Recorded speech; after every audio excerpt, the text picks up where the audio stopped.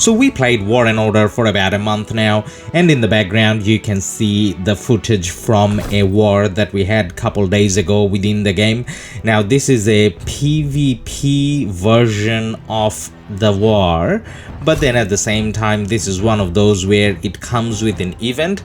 So when your troops get injured in this battle, they don't die, they don't even go to the hospital, so basically no impact to your troops, but then you do get to have a lot of fun fighting other players. Now in this video we are not really trying to cover the event, it's rather just using the footage, and we wanted to talk about how we felt about the game playing it for about a month. So in a way, a game review, if you like, of War and Order.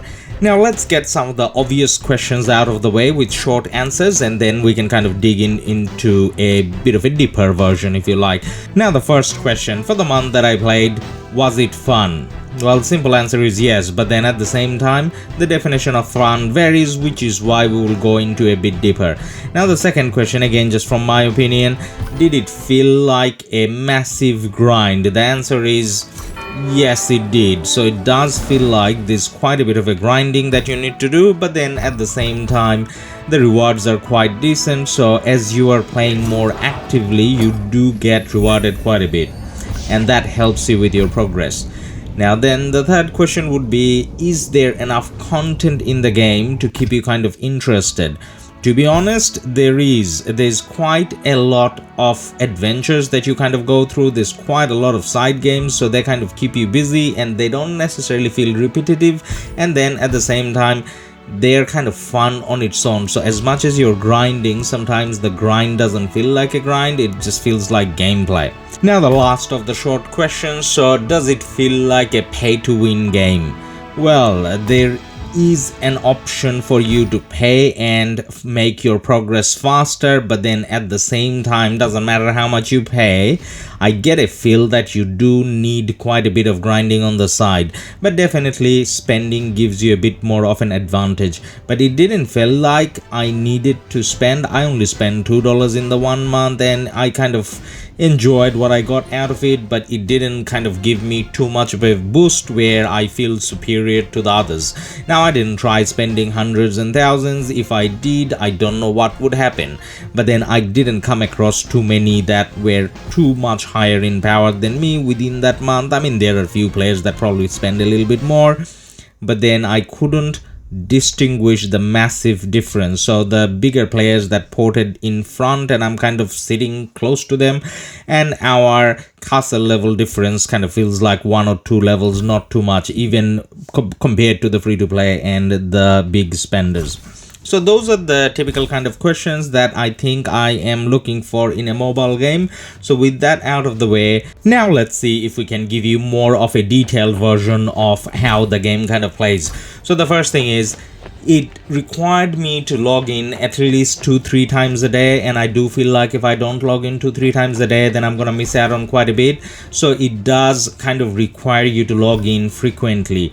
And then also, if you're not logging in frequently, I have a feeling that my alliance is gonna kick me out, and I'm not even in the top alliance. So the more bigger alliances you kind of go to, you need to be more active, but I would say at least a couple times a day you need to log in, regardless of how, I guess, you play, to remain kind of active and not lose out on your progress, and progress is quite important.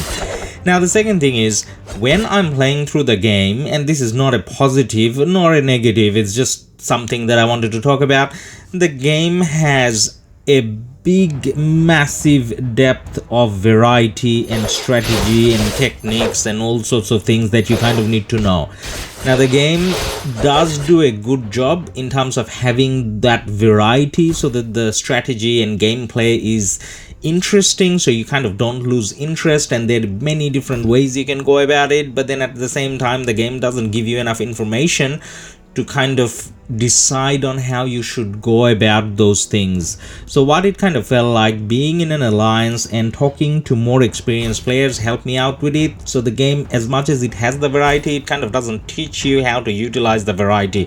I mean, there are characters that kind of comes in and says things, but then I think I have a short attention span, so by the time that screen disappears or the NPC talking kind of goes away and I'm back in the game, I kind of lose track.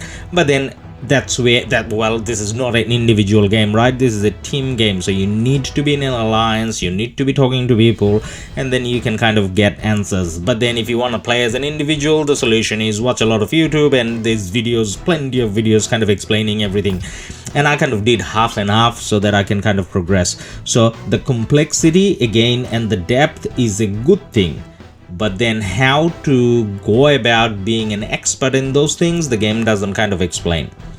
Now, is it overwhelming? Well, the first few days it is. So when you start playing the game, you feel completely overwhelmed with all the options, and you're like, wait, did I just sign up for a PhD degree here?